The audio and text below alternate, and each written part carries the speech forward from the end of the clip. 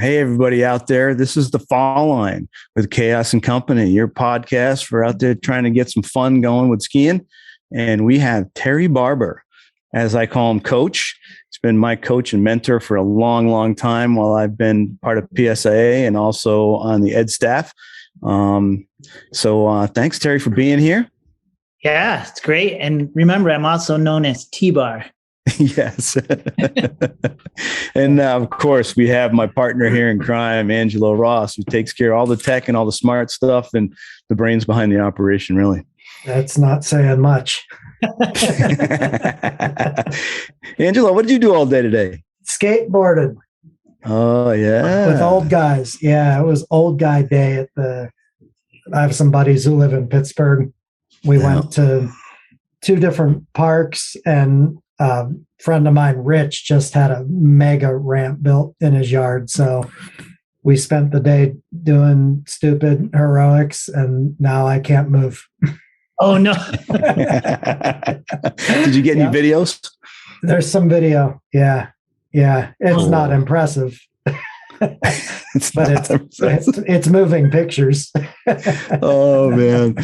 Well, hey, we're here to talk with TBar, Terry Barbour, about some cool stuff. And we know you've been on the national team, which was awesome. That was, I think, some of the first times I got to ski with you when I was making the dev team and you were on the team. And then, but I want to go back farther than that. We've been having some fun going back to the beginning with a lot of our folks, because sometimes even on the ed staff, we don't know really when someone started. We get into our life with each other and we kind of talk about skiing all day, but never those first times. So, how old were you when you started to ski, and was it parents that got you into it? Did you just get into it? Because you were over in New York, right? Western New York? I was in Rochester. Yeah. And so I started skiing in 1972. I was 12 years old. My mom had just divorced and married my stepdad, Dan, and Dan skied. And he was determined to get us on snow.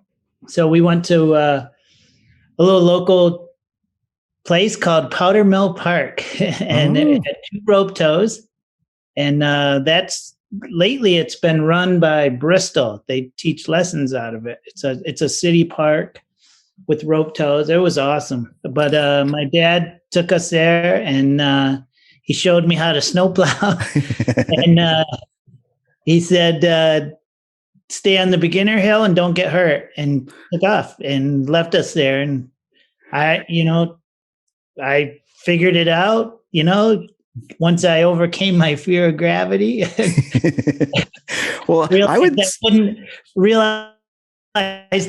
accelerate to infinity. I would say you don't have much fear of that gravity today when I go skiing with you. Exactly. Well, I made friends with it way back then, 1972.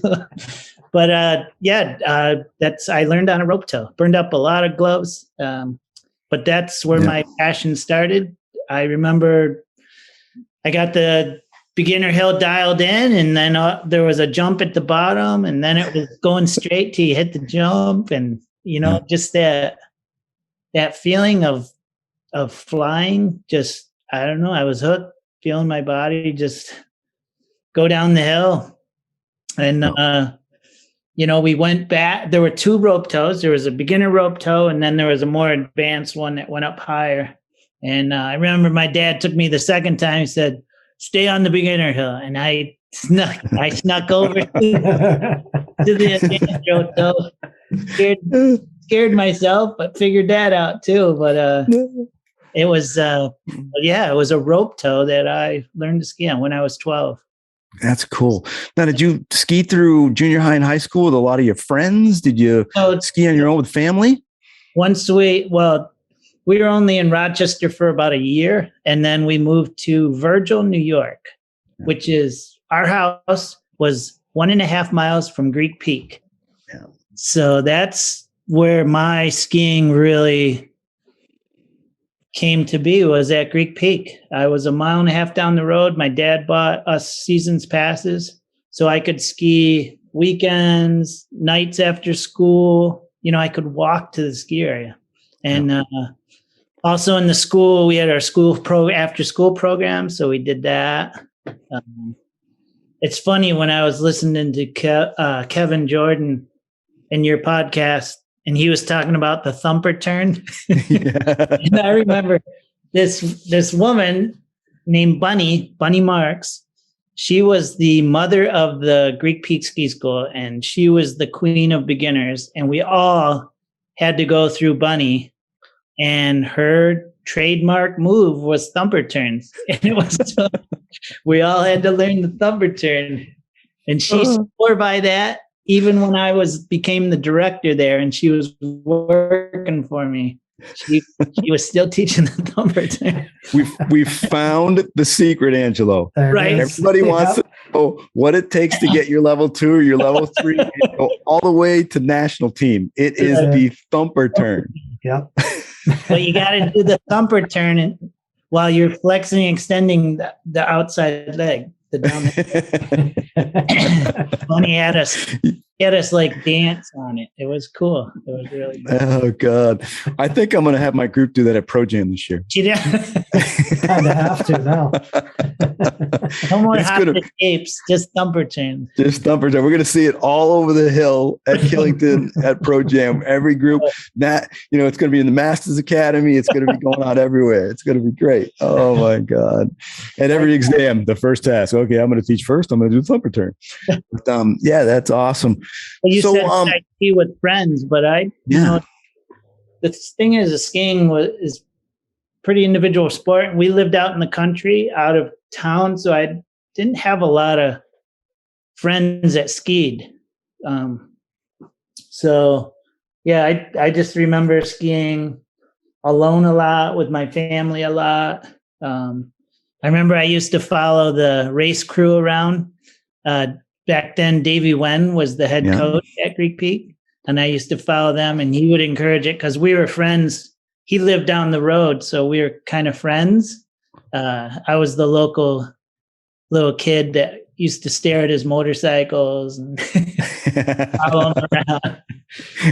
But cool, Davey Wen. Yeah, but that's where I skied, and then that's where I started teaching, was at Greek Peak. Yeah. I remember I tried out for the ski school after I graduated from high school, and they weren't going to hire me because I was too quiet, and they didn't think it was going to work. But their technical director, Ralph Keeney, talked them into it because he knew me also because of Davey and a couple other people that I knew local. They said, you got to give this kid a chance. So they gave me a chance, and that year I ended up getting Rookie of the Year. So it was cool. I'm glad they gave me a chance because that got me hooked. And, that's interesting because if someone asked me and said, so what's one of the coolest things you like about he's coaching you? And it's that you're quiet, that you listen, like you make us tell you what's going on. And I mean, has that grown from right back then? Just has that always been your style? It's always been my style to be a listener. Yes, absolutely. Absolutely. Yeah. I have to interject the story that I have told on this podcast before, but now Terry's here. So I really have to tell it. I think one of the very first times I ever skied with you, Terry, was at a dev team tryout. I think it was at Mount Snow. It was so foggy, and you were scoring with murmur. Oh, and it was, not only was it foggy, but it was just 8 inches of goo. And the task that we had to do was Wedge Christie. And you and Murmur set up the task, and we were all like listening, but we were all thinking the same thing, like, how the hell are they going to see it? So you're like, any questions? And I don't remember who had the guts to finally, Terry, how are you going to see it? And you thought for a second, you went, I'll just listen. Yeah. Oh, it worked. We had some tasks like that at the tech team tryout at Stowe. Because I remember, I think we were skiing on hayride and doing like pain in the ass, and we could not see you at all down the hill, and you were yelling. and I'm coming down. I'm trying to get my perception of like doing the short turns on the medium radius path. And all of a sudden, boom, there you were. Like I'm in the short turn and you were right there on the edge of the trail. I'm like, I better start going the other way. You had to have been listening then. Yeah. I remember Kathy Brennan talking about a task like that. And she was just making turns going, shh, shh, shh, shh, making it sound like she was turning. Trying to make the sound. This is really what I'm doing. That's funny. I laughed so hard. Oh man, it's funny because all of the members we ski out there with, and we talk about it on the staff. We have these conversations for our tryouts, and even when we went through exams, we have the same feelings that they do. Oh. A lot of the same memories. Oh, so you didn't start teaching until after high school, and then when did you like get into it full time? Like when was it like this is what I'm doing every day all winter? It started. So I was accepted to the University of Maryland, and I showed up at registration with my dad and got totally freaked out. I'm like, Dad, I don't know what I'm going to study. I said, there's way too many people here. My graduating class, I graduated in Germany because my dad had been transferred there for his job. My graduating class was 55 seniors. So I knew everybody in the whole high school there. So to go with around thousands of people and being quiet in nature, it was just overwhelming. So he said, why don't you take a gap year and figure things out? It's perfectly fine. So I was like, I don't know what I'm going to do. So I visited my friend Ralph and some people in Virgil because we came back to the States. And he said, why don't you teach? And that's when I tried out and almost didn't make it. He talked them into it. And then I got Rookie of the Year. And it was such a game changer for me to have to be in front of people and learn to be comfortable in front of people and do public speaking and to get better at skiing. And, I met Chris Easton and a bunch of people training for CERT, and they got me excited about training for CERT. And then Ralph offered me a job painting. He ran a painting crew in the summer, and it just, I don't know, I got hooked on it that first year, just how special teaching was, how rewarding it was. I had no idea. I got it right away. Like, whoa, this is really cool. And it wasn't like Greek Peak is this giant mountain that you go, oh, we get to go skiing, we're going to go rip it up. But the cool thing about a little mountain is the challenge comes from within you rather than from the mountain. So you really, we had a really cool trainer, Bjorn Haglund. He was amazing. He really understood the CERT process and really trained us well for certification and taught us and challenged us to be creative and to keep improving ourselves. He and Gordy Richardson even paid to have Horst Abraham come to Greek Peak one time and do a clinic for us. It was unbelievable. Oh, cool. That's cool.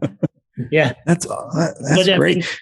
To be around people like that and with Chris and his passion and all the other people that I trained with there, it was really engaging environment, and I just wanted to be a part of it.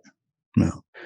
And with your passion that I know that I've been around for a long time now, you must have a pretty, not like you're in the gym every day. I don't see you as in the gym every day, but you have probably a lifestyle and kind of a mode and how you prepare for the season. What is that like? Does it start the day you finish skiing? You're like thinking about getting ready for the next season, or? I do, in a way I do, because I feel that my limitations in skiing now are physical. So yes, but I I would say it's more lifestyle because, you know, I'm in construction, so I'm using my body every day. And I have to be careful of that because now that as I get older, if I want to work out at night, if I had a big day, you know, so yeah, mostly it's bike cycling now, particularly mountain biking. I love mountain biking because it's more of an overall body workout than road biking. Road biking, yeah, you get your aerobic, you get your legs, you can go anaerobic climbing and hammering, but mountain biking, it's your balance, it's your upper body, you're always moving. It's just incredible. And for mountain biking, I can get a great workout in half hour, 45 minutes with intensity. Yeah. You know, road biking, you're going to be riding for an hour and a half, 2 hours. And at the end of the day, working all day construction, I just don't have that time a lot of times or energy. So, so that's what I do. And then, you know, inline skating, I love inline skating, but generally I don't take the time to do that until it gets closer to ski season in the fall. Go out a few times, start doing some station workouts in the basement, you know, balance ball, those kinds of things, getting all those little balance muscles, stabilizer muscles all fired up and working. So what do you work on for those hop turns? Because they're legendary. And we've talked on the podcast, we've talked off the podcast with many of our staff members of a training a couple of years ago when all we did was hop turns all day when we had the trainers in for the ed staff that Monday. And you hit, you know, you might have had more snow time at that time, but it's like December 1st and you were like, hop turns I can't do in March. I think it's balance. It's more balance and where the movements are coming from. Yeah. So,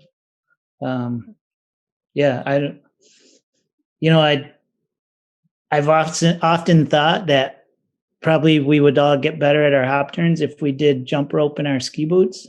But it's about being centered and having the movements come from the whole body. I think a lot of people try to jump out of their feet too much, and it's just not enough. Terry, you do a lot of Bosu work, right? Yeah. So, yeah. Go ahead, Angelo. Why do you think that is, Terry? People jump out of their feet. Do you think? And I'll throw out two possibilities, but you might think it's something different. Do you think? If people, when you go like basketball jump, most people are used to springing off the balls of their feet, right? Okay. They like to jump and extend out of the ankle, but the problem is our boots lock that joint up pretty good. There's some movement there, but now it has to come out of the ankle, knee, and hip in harmony together. Do you think I'll just put it out there. Do you think people are afraid to move their bodies on their skis? But not a fear of injury. No, it's a fear because they think that's the right way to do it. Yes, I totally agree. And it's scary. And that people are afraid to move because they've been told, oh, now you're dropping your butt, or, oh, now you're, so now, yes, we've created a lot of stiff skiers because people are afraid of what people are going to say about their moves. And that's bad. That's scary. Do you think that's why I love hop turns so much, because you cannot hop if you don't move. And I imagine you've watched that change happen, because people were not afraid to move their bodies a couple decades ago. Absolutely. I agree 100%. Yeah. We used to move way more. Oh. And then there was that era of like no flexion extension. Like people were afraid to show flexion extension, and it's and the thing is it's not flexion extension that's bad. It's the direction of it, right? So when people learn to flex into the turn and out of the turn rather than just straight up and down, I think it's good movements. But they're not coached that. They're told, oh, don't do that. Don't oh, you're gonna be in the back seat. Like it's scary. It's sad. It's actually very sad. And I think it holds so many people back. But I mean, there's a couple of things, and I think we'll probably get to it later, but there's a couple of things that are going on in skiing right now that are locking people up, making them way too stiff. Because when you have a love for off-piste skiing, and I know when I get in that stuff, man, I feel like I have to move. And I've heard you say, this is real skiing when we're in the stuff, when we're in the junk. And how much do you think, because we have such grooming and everything's pretty flat and everyone sticks to the corduroy, is that a factor also, you think, that people are just not exploring things that are forcing them to move? 100%. And, the thing, I think you were going to ask me how I got my love of off-piste. Yeah. I would say it's when I was trying out for the national team, because I tried out in 88 and 92 and finally made it in 96. And that my weak point was off-piste, because I wasn't exposed to it. I was from Greek Peak those previous 2 times. And then in 95, we moved to Vermont and I skied out of Stowe for that season. And that changed everything. I mean, sure, we had bumps at Greek, but we didn't have off-piste. We didn't have the trees actually back then you weren't even allowed. It was illegal. Right. Yeah. You couldn't even leave the ground. Right. Oh, it's chasing you down. But I remember going to some national academies and just being so impressed with the top guys. Like Jay Evans was unbelievable. I called him the crud king, because no matter how manky or weird the snow was, he looked like a hero, and I was like, wow, how does he do that? And then when I moved to Mad River and spent 15 years at a mountain that's basically everything advanced is off-piste, it was amazing. I'm in love with it. It's I love bringing ed staff or really good skiers to a place like Mad River, because it opens your eyes to the whole spectrum of edging. Like a lot of people get to the carving side of edging and then totally forget about the pivoting side, and then that whole world in between of different degrees of edging based on where you need to get to and what the snow conditions are like and how tight the turn is and how many trees and rocks are in your way and how many bare spots. And people that are stuck in that carve mode, especially when I do trees and steeps clinics, it's amazing. Like they quickly either carve themselves to a rock or a tree, or they are so spent by lunchtime that it's not even funny, because you expend so much more energy trying to carve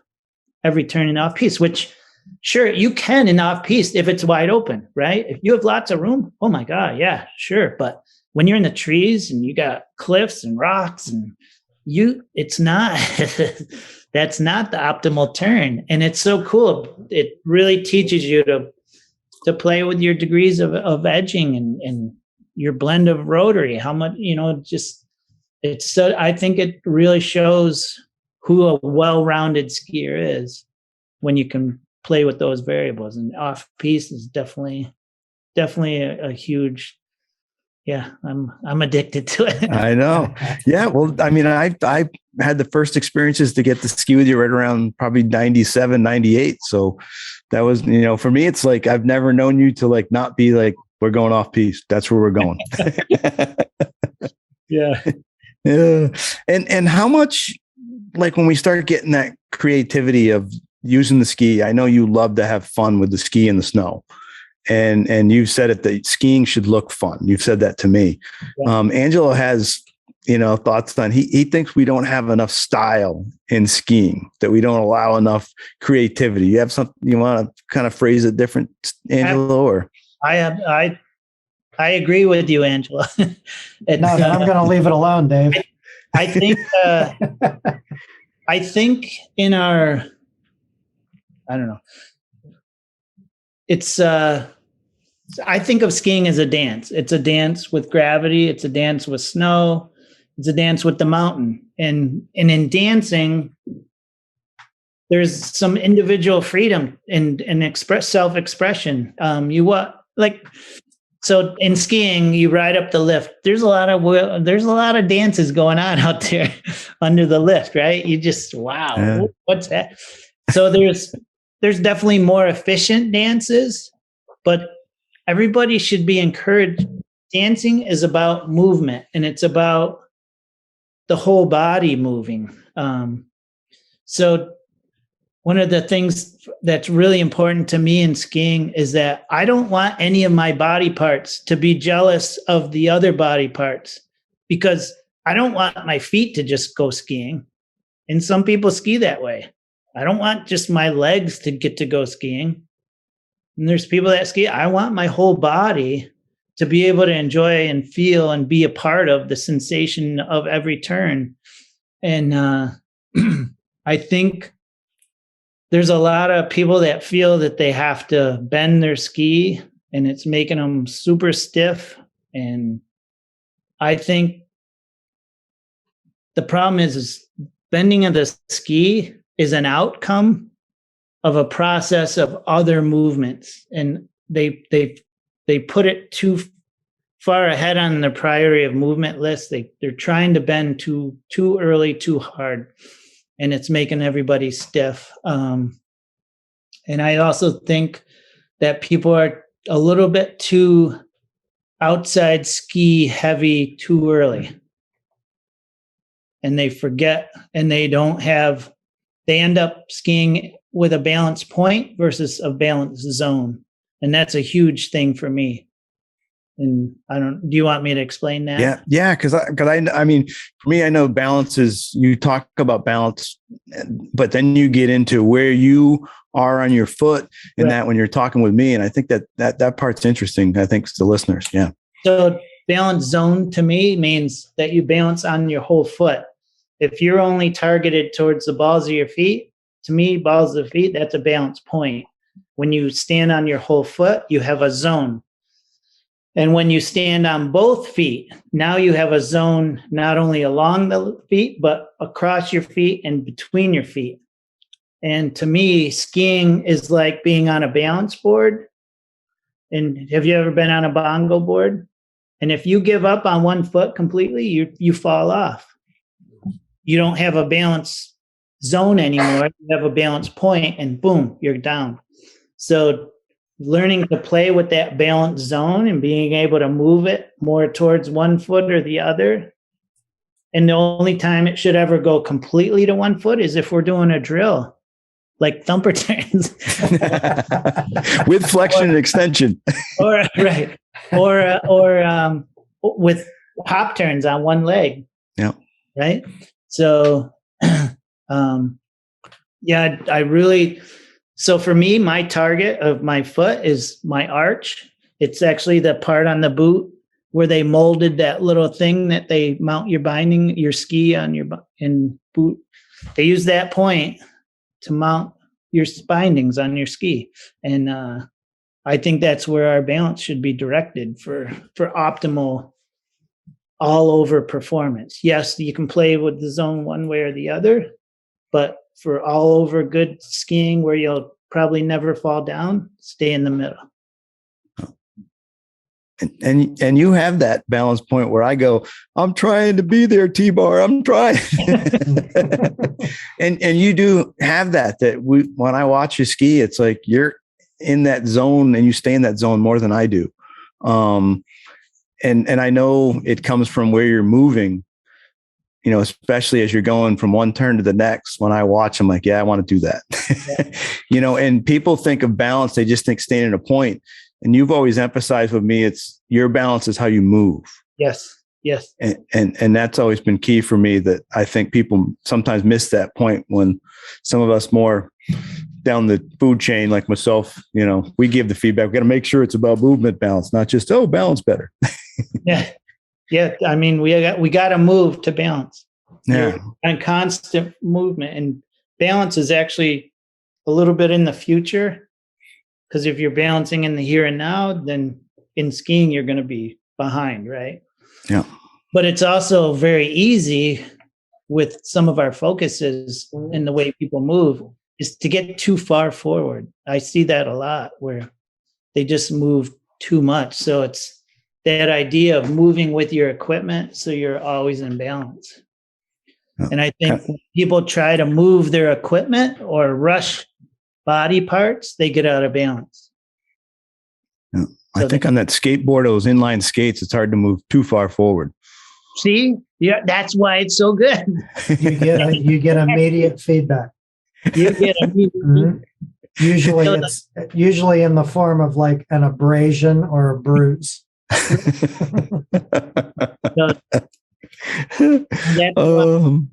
why skateboarding, inline skating are so good as a cross training for skiing. It's unbelievable if you can really find your balance. I get the question a lot because I grew up in a time when resorts were transitioning to allow snowboarding, and we were skateboarders before we were skiers, so it would have made sense for us to be snowboarders, but the local resorts didn't allow them. So we skied, and I was far enough along in my development as a skier before snowboards were allowed. I felt invested in skiing and I loved it. And so I snowboard now. I have a level 1 certification and I really enjoy it, but I didn't develop in that way. And a lot of people, I get the question a lot because people find out I'm a skateboarder and say, well, do you snowboard? Yeah, a little bit, but I'm more of a skier. And they see a discrepancy there, but I've always looked at it as an advantage. Like, I think being able to balance, I balance all summer long moving sideways, you know, I'm facing 90 degrees to the direction of travel. And what you just said, Terry, was like learning about balance. I feel it rounds me out better. I feel it makes me a better skier to be a skateboarder. Absolutely. Because I've learned to balance on my skis moving forward with the gear, but I learned to balance on the skateboard moving sideways to the gear. So I always felt it was a benefit.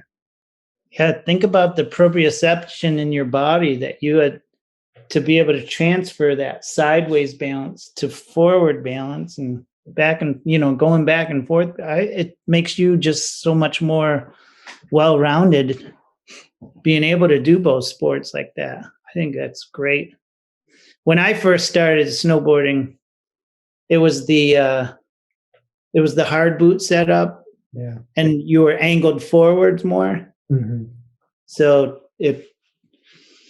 and now I do get on a board once in a while, just because this ride staff, come on, Terry, you got to ride. All right, I'll ride. I'm only going on the beginner hill, but they're like, well, why don't you do this more often? I said, honestly, because I'm still having a blast skiing. I don't have time to do something else.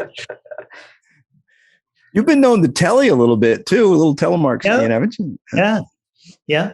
When I was at Mid River, tellied with my telly staff there. Oh, and it's really because you need to know which movements you talk about in Alpine apply to them and to us. And I mean, actually, I think telly is so good for Alpine skiers because you got to learn to use both feet. Yeah. Right? Or else you fake a marking, right? Yep. Oh yeah. They all, those Alpiners love that front foot. They get stuck on it. And if you get too far forward, oh boy, you're going to eat your tips. Really, really quick. So it's such good for you. It's so good for your skiing.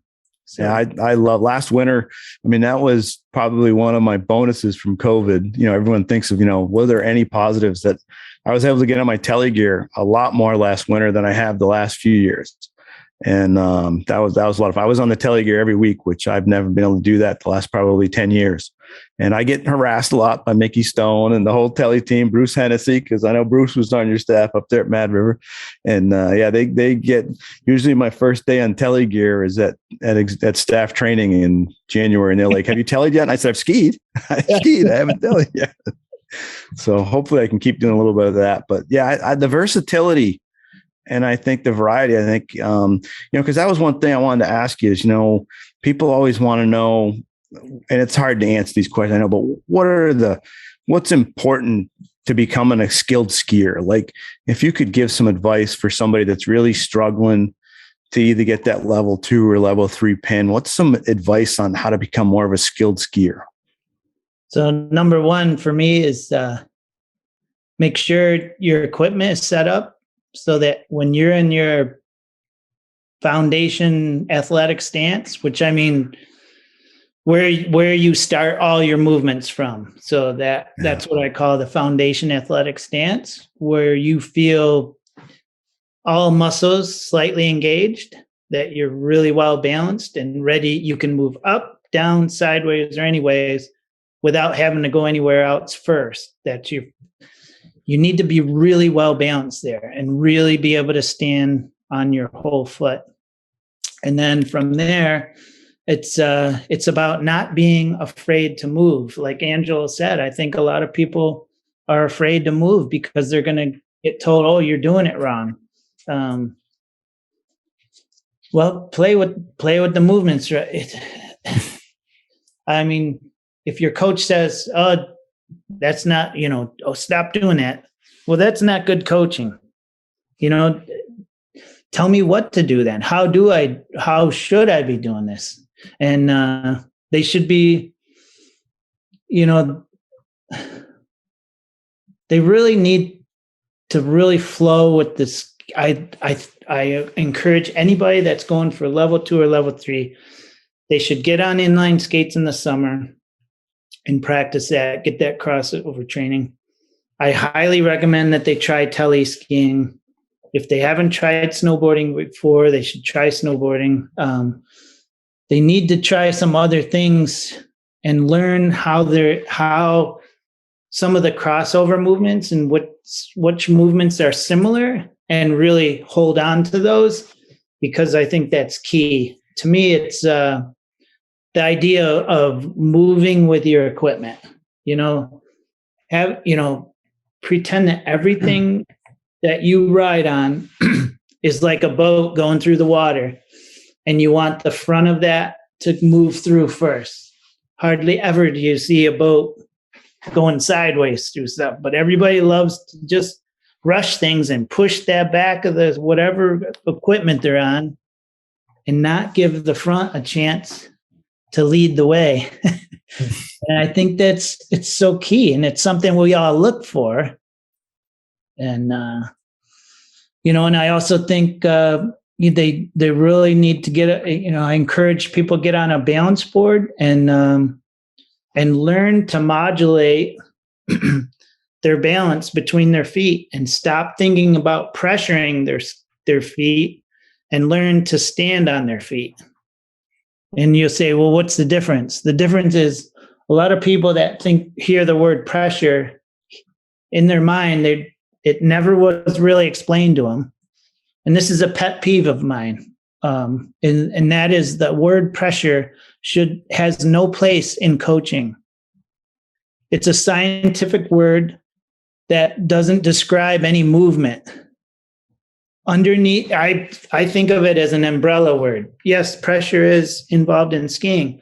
Underneath that umbrella that's hidden from everybody are all these nuggets of cool little tidbits you can tell them, like, no, balance on your outside foot more, or stand on your outside foot, or resist the turn a little bit. shift your weight a little bit, things like that. But to say pressure all the time is a complete cop out. And it's scary how often you hear it. And I have a cool little story for you. I don't know if you've heard the podcast between Warren Jabbat and Sasha Rierick. I haven't listened to a lot of it, but I know of it. Yeah. So it was cool. And one of the questions was, what's your pet peeve? Guess what? One of the head race coaches of the US ski team's pet peeves is when he hears coaches say early pressure. There's no such thing unless you can press against the clouds. Yeah. You can transfer your weight. You can balance on the outside ski more. Those are things you can do, but you can't press. Because if you do press, guess what you do? You move away from that ski and then you lose it. Yeah. And you give me a racer that understands early balance on the outside ski, that skier has unlimited potential. You give me a racer that pressures the outside ski, they're going to be stuck. They're going to have trouble finishing courses. They'll have they're going to hate moguls. How many racers do you hear say they hate moguls? That's right. That's indicative of their skiing, of something going on in their skiing. And when you hear and that's the other thing I would tell people preparing for cert: ski the mogul, yeah. Stop fighting the mountain. Learn. It's a form of martial arts. Absorb the energy and redirect it. Don't try to overcome it, because you will never win that. The earth's way too big. It's not gonna overpower it. So learn to absorb and redirect and move with it and not fight. Take the fight out. That was something that was by working at Mad River. Yeah. And I don't know if you've ever skied Mad River, but under the single is a run called the Chute. And that was first run protocol. So that was the warm up, right on Chute.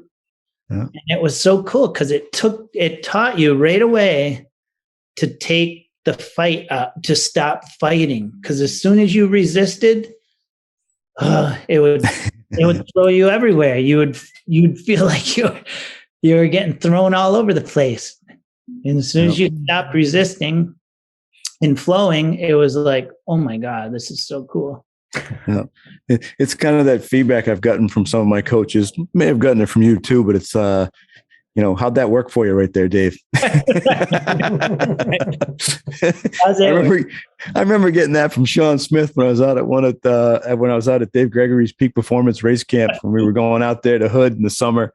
And I came down and oh my God, what a run. He just said to me, he says, what are you doing? And I said, I think I'm doing the same thing again. You would tell me that, do this instead. He's like, so how's that working for you? And I just said, not so well. So he screamed at me, do something different. Yeah. Like anything, stop doing the same thing. Yeah. Okay. Yep. All right. I'll try it this time.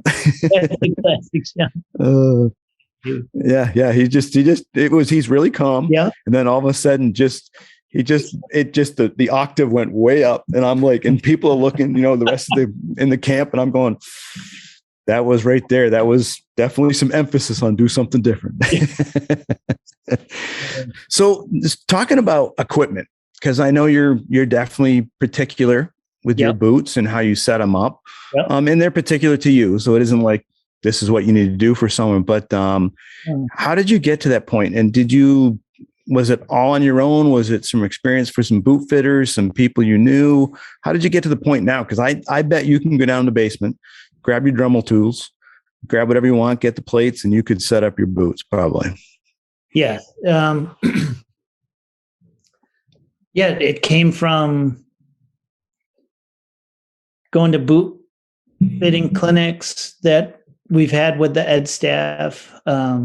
It's been, believe it or not, a huge resource for me has been Troy Wall, because Troy went to MasterFit. Yeah. And he has some great ideas, and we think about how we should be standing pretty similar. So I trust what he says, and I've tried it. And so, yeah, I like to set my boots up so that when I'm standing on the flat ground in athletic stance, I feel neutral. Like I don't feel like I don't want to feel like I have to move my hips back to ground my heels, because a lot of boots with a lot of ramp angle, I feel like to stand on my heel, I have to drop my hips back, because otherwise it just pushes me all on the front of my foot, and that's a really frustrating feeling to feel that push. So I like to, I play with ramp angle a lot, and when I can't get enough out of the ramp angle, I do lifts on the bottom of the sole. So yeah, I believe, I don't say that everybody needs that, but I do believe everybody should be set up. Some people need heel lifts, some people need toe lifts. It's all on your body and how you feel. And it has to be, don't be in a fake ski position. Be in a real deal. Get in a real athletic stance, and then jump around. Maybe even try to jump rope in your ski boots. Because you need to feel centered and light. If you don't feel centered and light, then you're not set up right. And it was really brought home hard this year for me too, because I had a little foot issue because I broke a toe at the middle. I kicked something in the middle of the night and broke my toe, and it was pushing into the other toe and creating a sore spot. So I couldn't wear my regular boots right at the start of the season. So I wore a pair of my son's boots. They were like 2 sizes too big, but at least my foot didn't hurt. But it was scary. It was scary. This is a regular production boot. It felt so stiff because it was too big. Yeah. And it was such an eye-opener to me too, that because it wasn't where my ankle flexed, it just felt stiff. I felt like I couldn't move. And then I tried his Lang RS 130s on, and I've never felt so grounded in my life without making any changes to a boot. I was like, wow, this is cool. But it was set up, it was, even though it's a little bit bigger than my regular plug boots, it was, I just felt so grounded and set up right in it. So, boots, every boot will have it, even if it's the same company, every boot will feel a little bit different based on whether it's too big or too small or whatever. It's so many factors in your body type affect it. How long your shins are, how long your femur is, the shape of your foot, there's the body mass up above your upper body, what your athletic stance is. Those are all huge factors that'll make you feel different in your boots. So it's important to get set up for you. It really is. There's no cookie cutter. And that's what's pretty cool about when it's a good boot fitter, they understand that. And that's what they love about it, is it's like a puzzle. They're trying to figure out that puzzle and give you the pieces so you can really be the skier you want to be. So, or have the potential. Terry, I've had people, and this is not necessarily just with boots, but I've had people say to me that they don't know what they feel.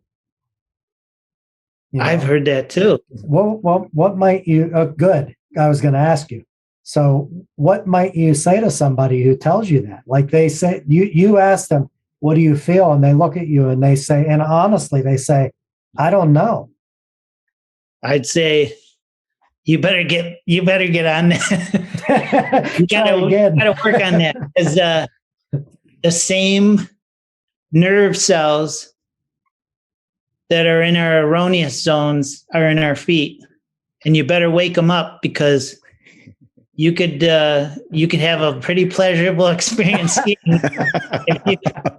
if you start listening to those, to your feet. I mean, my feet are my feelers. If my feet are cold and go numb, skiing's no fun for me. And that's, a lot of women that get cold feet, or even guys that get cold feet, skiing's not fun. It's not fun at all, because you don't sense your balance as well. You don't get the same sensations. The sensations I get through my feet are, they're that's what addicts me to skiing. I think, that definitely there's other senses within my body when I'm going through an arc and feeling the forces, but definitely what I feel through my feet, it's what really, I'm definitely a ski through the feet type person. Like the feel is so important to me. That's why the boot setup is important, and that's why how the ski feels the snow is really important. And that's my next thing. Like, I want to stay on the feet thing, because for me, and people go, do you actually feel the ski? And I'm like, well, yeah. And for me personally, I feel it through my feet, that I'm not big up on the leg and the shin and that, in terms of, I'm trying to feel if the ski's gripping. I feel it under the arch, and I feel if the tip isn't gripping, I don't feel things under the front of my foot. Exactly. And you talked about that of what's in the foot and how you need to feel those things. And how do we get people to, other than whacking them and saying, you got to do this? There's some things they can do, or. So I think we need to do more things in the lodge. Yeah. Off the snow, maybe in our socks, and create some awarenesses of sensations, and do some ski movements with our ski boots off, and wake up, like, listen, and put some things under their feet. It's like, feel that? They say no. If you put a thumbtack under there and they don't feel it, there's problems. But no, that's even just doing some simple balancing things inside when your feet are warm, I think would be really helpful. And also, that old drill, skiing with your boots unbuckled. Yeah. It's huge. Yeah. Huge. Because you're right. A lot of people do try to leverage through the cuff and try to do everything through the top of the boot, and not enough through the bottom of the boot. Your foot, you should be held up by your foot. Your boot gives you more performance, but you're held up by your feet. A lot of people hang on their cuffs. The cuff is holding them up. They're not in balance anymore, and they can't feel anything through their feet. I think socks, believe it or not, make a big difference. I think some people are probably in too thick of a sock, and that insulates some of the feeling, believe it or not.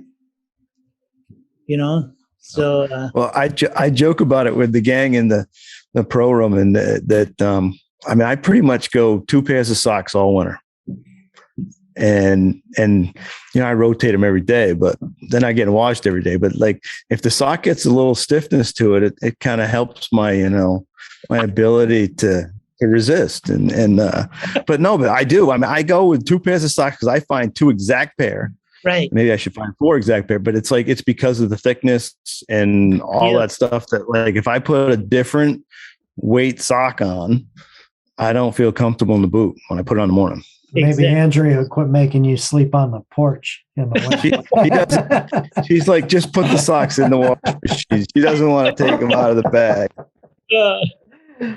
No, I just joked them. I said, they get stiffer and they help that pressure management, but I got to go now. It helps my balance. Now your boots are a 132. I know. But yeah, I am particular with my feet and the socks, and anything that goes in that boot with my feet I think about. 100%. I No. totally agree. No. And now with the ski, I bet I've gotten a lot better, man. That Swix Evo makes me like a god with tuning now. But Troy, I have to say, Rick Skelly and Troy are the two guys that have pushed me to make sure my skis are in better shape. Because I would, in the good old days, just go till I'm like, I can't turn this thing. Right. But I mean, it does make a huge difference. And I don't want people going out there to like do the exact angles and all that stuff, but I'm always curious of what people are skiing, because people are asking me all the time what we're skiing for base bevel and side bevel.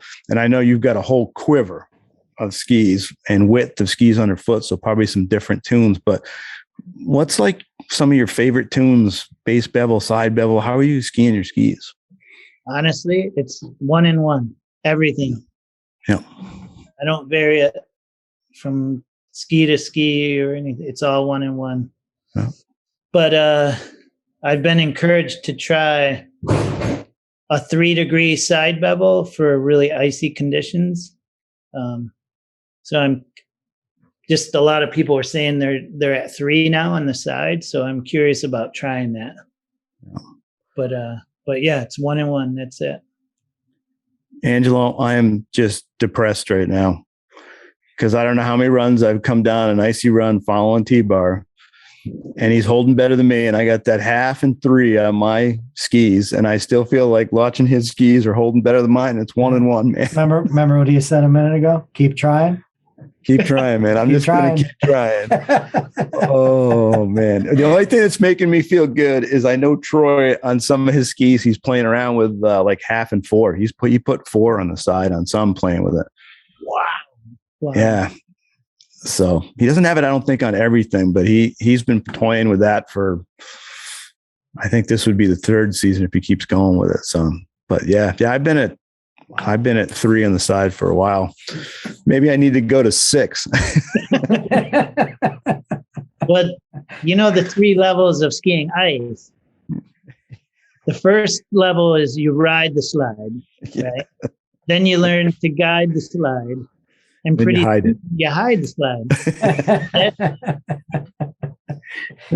Well, that's what Jeb had us doing run after run at staff training. When we had our RTD days, or whatever we call them for the staff, in the regions, we were up at Cannon and we were skiing avalanche, and he'd go down to the tram, back up, we ski down, ski avalanche, back up. And it was just, it was a rink. And all he kept going is, you got to make it at least look good. Let's go again. We had to hide the slide. Yeah. So we were working on. So, hey, when it comes to coaching, this is where I love skiing with you. Your feedback for me has always been simple, but that doesn't mean it's not technical, because you always give explanation. But when we're on the hill, like feedback of like when I just did something, I already know kind of what you want me to achieve technically. The feedback is very, very simple. It's very straight. Like you said, what to do. You'll give me simple feedback of like, Capron, where are you looking? And I'll be like, I think I was looking where my tips were going again. You're like, yep. And guess where everything else faced the same direction. Yeah. So, but we know what we're working on. We already have that thing. We're working on trying to get the legs to turn independently, to try to have things work together to create energy to the outside ski. But you're not talking a lot. You're just giving me some body awareness or something to focus on. It's real simple. And you'll also, I might not get feedback for 4 runs in terms of like, you'll be watching. I know you're watching, but you won't go, no. It's just like, give it a shot again. I just think it's interesting in how you play with that and think about when you want to interject and when not. So it's probably because of my nature, like being a listener and not wanting to, I believe in intrinsic feedback, the internal feedback that somebody gets themselves, especially a good skier. And I want to be a positive impact coach. So I don't want to pollute the feedback that they're giving themselves, right?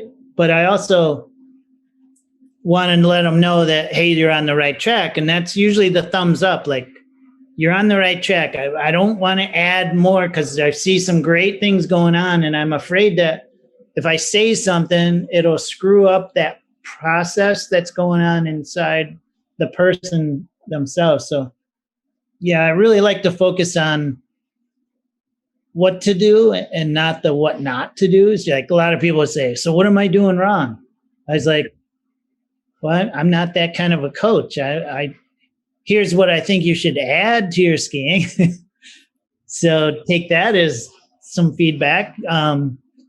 But I want you to focus on the what to do's, not the what not to do's. And yeah, I'm definitely I definitely lean towards a guided discovery kind of style. And I think this goes with it probably doesn't work as well with those people that we were talking about that say they don't feel things. No. And so that can be scary, and you gotta recognize that right away and pull them off to the side and give them a little more. But for those of us that are pretty good feelers, we know when it's a decent turn and when it's not. And I just think that the thumbs up and the minimal words is more important, because it's all about repetition and cueing into a sensation that you are trying to replicate, right? Because that's how we make change. We got to replicate that good feeling and make it come back over and over and over again. And I love what Michaela Schifrin says. They said, so you practice until you get it right? And she goes, no, I practice until I can't get it wrong. Well, that's cool, isn't it? Isn't that cool? That is cool. Yeah. That's cool. Like, she wants your body so trained that it won't do it the wrong way. So. Oh. But and speaking of, I think that's the other thing about when we said what should people do to train, they have to realize how much time it takes to really ingrain a new movement or sensation in your skiing. A lot of people come to a clinic and you go, yeah, that's it. That's good. And then they come to the next clinic and they go, okay, now what's next? It's like, no, you got to ingrain what you did the last time. That's going to take all year, Yeah. So. And you talked just now about Michaela and stuff you've heard her say, and you talked about the podcast there with Sasha and who was and what was that one? So people, Warren Jobbitt. Yeah, and he was the coach of the Canadian demo team. Yeah, I know you watch a lot of stuff online. You watch a lot of stuff on YouTube, and how important is that for members to start looking at more of that stuff and starting to educate themselves to like study, even for like level 2 and 3? Critical. You got to look at all the different countries. I mean, go on. There's so much good stuff on YouTube. My favorites are Corso di Ski, CORSODISCI. It's Italian. Valerio Malfatto. He's the coach, and he does all these sketches and drawings, and you can put it on auto translate because it's in Italian, but it's so cool. The way they talk about skiing, the way they move, you got to watch it. That's the stuff you send to us, because that's the stuff I watched a lot, because those are the ones you watch with the coach did the drawings. You send it out to some of us. Those things are awesome. The other one is the evolution of a free skier with Axel Lund Svindal, and it shows Svindal and the modifications he has to make to his skiing to be a big mountain skier versus a World Cup racer. And he talks about it, and it's so cool. So cool the way he talks about how he doesn't want to create so much energy in the ski on the big mountain. It's really cool. It's such a great, and just watching his turns is amazing, right? So watching other countries, watching the movements, the flow of movements, their athletic stance, how their skis work in the snow, the full body involvement, and just really look at what is process and what's outcome. I think a lot of people get that they try to create outcomes without the process. Like they try to bend the ski without the dynamics of the turn helping them bend the ski. They, they just get things. They're trying to put the cart before the horse sometimes. And I think when you watch a lot of these different videos and watch big mountain skiing, watch park skiing, watch racing, watch watch the inner ski stuff. It's such great imagery. I don't know about you. Do you guys remember Cyber Vision? Mm-hmm. I think I still have that. Yeah. To me, that neuromuscular programming, just watching good imagery over and over and over again is so good. So good. I used to watch it, stare at it, and then run outside and go skiing, trying to recreate that. But it's so good for you to watch good skiing. And I think it's critical that they do it. I mean, that's why I loved when Sean Warman put together all the stuff that he was doing with the DVDs, and the video was just such great skiing he was putting together for us to watch. And then Steve-O, I mean, Mr. Cooker has put together some great stuff for us to look at. And we just not having enough people out there. I don't think we're putting it out there enough. I mean, one of my things was I felt bad that, as an organization, we didn't push or not push it, but put it out there that watch this stuff that Sean Warman. I mean, that was incredible. I still have all them. Sean did some awesome, all his stuff. I watch that all the time. I loved his stuff. The imagery he had of Michael Rogan and stuff. It's just fantastic. And then he had a lot of U.S. ski team athletes in his video. It was great. And he kept it really simple and really highlighted the move. See, that's the other thing people need to look at the movements. Look at the movements that are creating the outcomes you see. Awesome. Yeah, that's what they need to do. Angelo, what you got? He has that look. I know. That's just my face.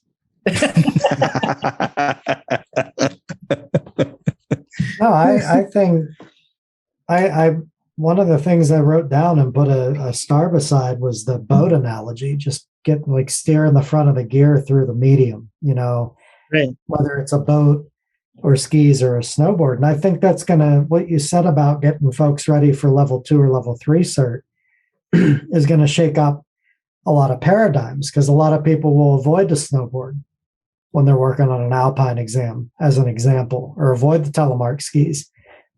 But there's benefit to that. And it's just about movement in general, whether you're on your chosen gear that you're focused on for that season, or the Bosu ball, or the bongo board, or the mountain bike, or the road bike. It's just about moving, and you got to move. You just got to move, Yeah.